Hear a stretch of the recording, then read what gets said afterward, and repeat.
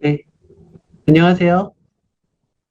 별밤 예배, 오늘은 세 번째 시간, 하나님의 선물입니다. 자, 오늘 말씀을 들으면서 하나님의 선물이 무엇인지를 깨닫는다면 내가 인생에서 정말 큰 선물을 받았다는 것을 알게 될 것입니다. 인생의 최종 목적지를 행복에다가 둔다면 가장 밑바닥에는 그와 반대되는 고통이라는 것이 있겠죠. 인생은 행복과 고통의 연속이다. 라고 해도 과언이 아닙니다. 그래서 사람들은 하나님을 안 믿어도 미움과 다툼과 고통이 없는 세계인 천국으로의 희망이 모두 있습니다. 천국에는 가고 싶은데 어떻게 해야 가는지 모르겠어요. 지상에서는 돈이 있으면은 어디든 갈 수 있단 말이에요. 하지만 천국은 돈으로 갈 수가 없습니다. 천국은 다른 말로 하면은 하나님의 집이요. 하나님의 나라입니다. 즉, 주인이 하나님이시라는 것입니다. 그러니 하나님과 상관이 없는데 천국만 좋아해서는 갈 수가 없다는 말입니다. 그렇다면 천국은 어떤 자가 가느냐? 첫 번째, 하나님을 사랑하는 자. 두 번째, 하나님이 보낸 메시아 예수님을 믿고 따르는 자. 세 번째, 예수님의 이름으로 죄를 회개하여 죄를 청산하고 깨끗함을 입은 자. 이런 자가 갑니다. 이 셋 중에 하나만 지키면 되나요? 아니요.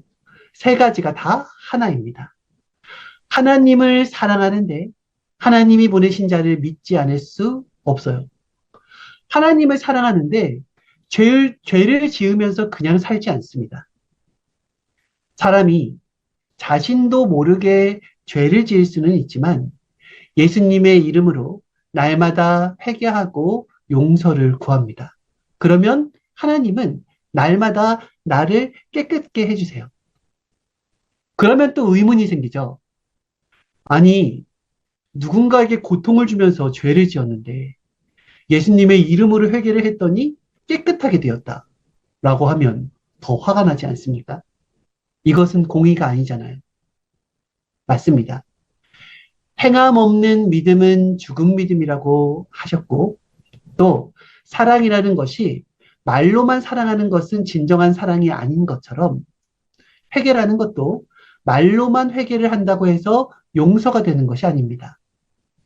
그렇다고 내가 고통을 준 자에게 찾아가서 용서를 구하며 살해를 한다고 해서 모두 용서가 되는 것도 아니에요.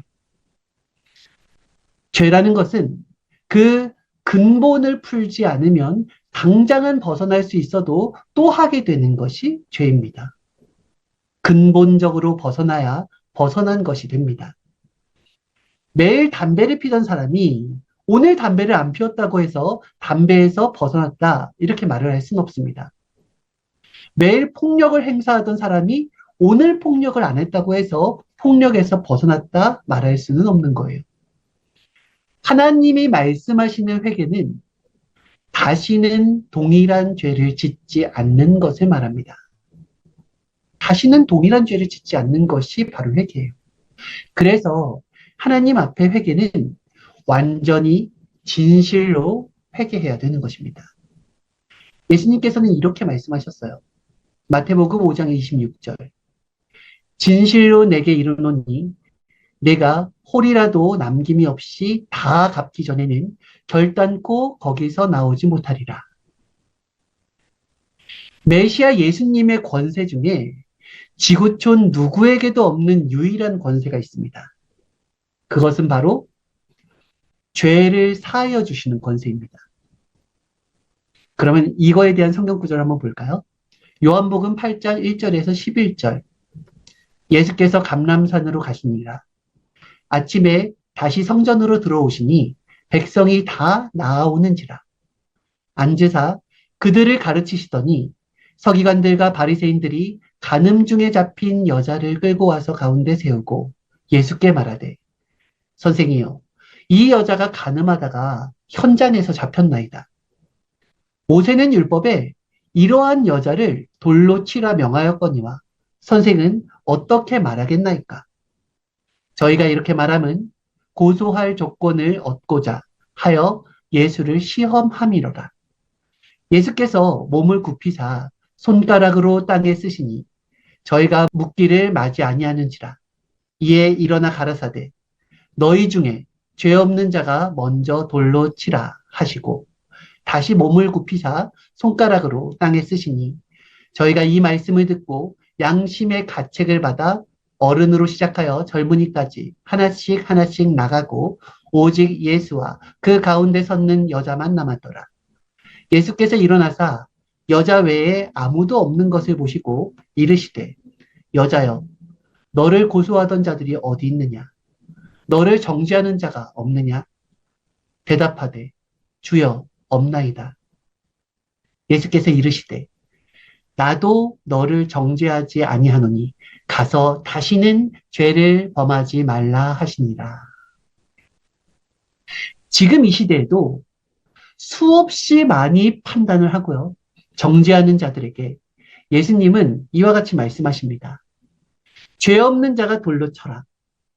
이 말씀을 대입한다면 누군가를 정죄하고 판단할 수 있는 자는 지구촌에 아무도 없을 것입니다.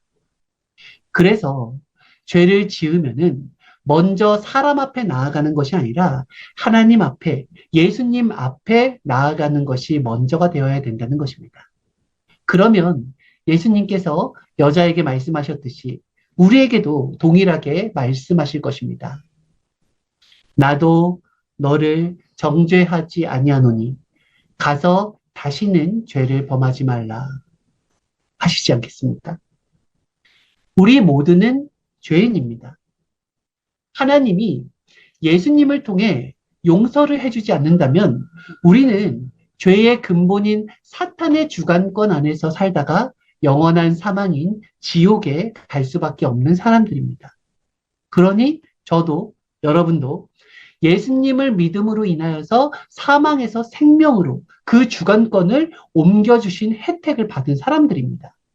즉, 하늘 앞에 용서를 받은 사람들이란 말입니다. 그러면은 이제 우리가 용서를 받았으니까 우리 모두는 영원한 천국에 갈 수 있나요? 아니요. 용서는 해주셨으나 다시는 죄를 범하지 말라라는 말씀을 어겼기 때문에 그것이 지켜질 때까지는 매일 날마다 회개를 해야 된다라는 것입니다.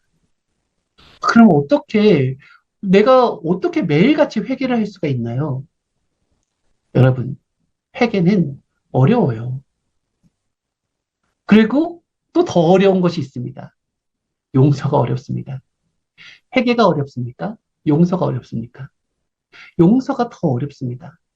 용서를 진정으로 끝까지 해본 사람은 용서가 얼마나 어려운지 압니다. 어떤 사람은 평생 용서가 안 되는 사람도 있어요. 그러니 회개를 하면은 용서를 해주신다는 하나님과 예수님의 말씀이 얼마나 큰 축복인지 모릅니다. 마태복음 18장 35절 너희가 각각 마음으로부터 형제를 용서하지 아니하면 나의 하늘 아버지께서도 너희에게 이와 같이 하시리라. 마태복음 18장 21절에서 22절 그때 베드로가 나와 이르되 주여 형제가 내게 죄를 범하면 몇 번이나 용서하여 주리이까? 7번까지 하오리이까? 예수께서 이르시되 내게 이르노니 7번뿐 아니라 7번을 70번까지라도 할지니라 그랬어요. 우리는 예수님의 희생의 조건으로 용서를 받아서 사망에서 생명으로 나온 자입니다. 이미 용서의 축복을 받은 자들이에요.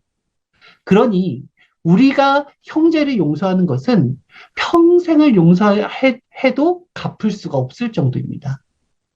그래서 오늘의 결론. 우리가 받은 하나님의 선물은 무엇인가? 바로 용서입니다. 그러니 날마다 우리는 회개를 하여서 죄와 상관없는 자가 돼야 되고 또 하나님께서 나의 죄를 사하여 주셨듯이 날마다 평생을 용서를 하여서 상대도 그 죄에서 벗어날 수 있게 해줘야 됩니다. 최고의 선물, 용서를 주신 하나님과 예수님께 무한한 감사와 경배를 드립니다. 네, 말씀 마쳤습니다.